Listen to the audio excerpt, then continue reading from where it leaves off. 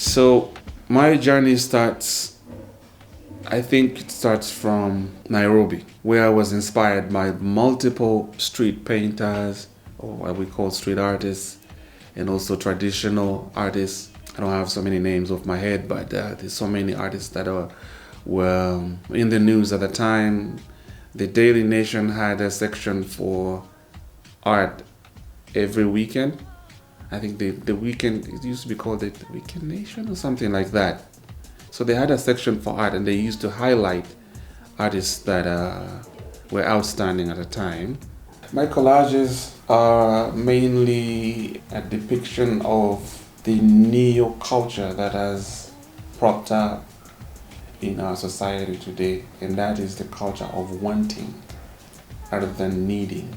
I mean, that demand and supply kind of environment that we live in today is what I always try to document in my work.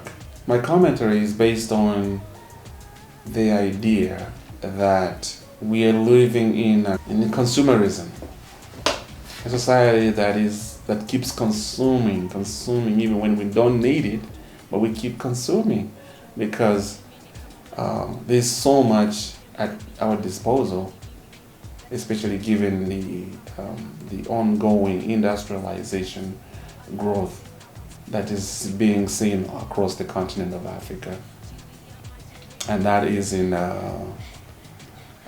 support of the Chinese power. The faces in my work are always disguised. You won't really tell what my subject is thinking or trying to express in most cases, but I always try to engage the viewer with the aesthetics or the detail on the ground. And I want the viewer to sort of like, have a conversation with my work without judging the subject's expression or facial expression. So my backdrops are created with different, different effects and different layers to sort of like give you an idea of what kind of society that I am living in today. Not to forget that, my work is very, very important in terms of how it contributes to the development of society.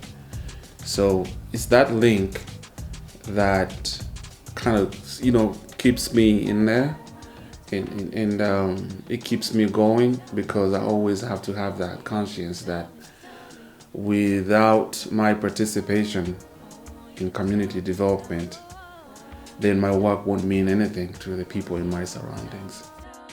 I'm this kind of person who likes to stay in tune with my locale, and by doing so, I mean that I want to take advantage of everything that I see in my locale as an artist.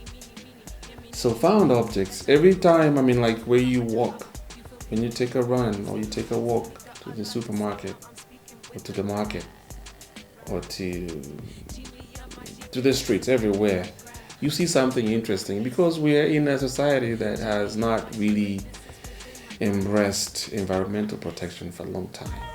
So for me, these are negatives, but I'm always thinking of how I can turn them into positives.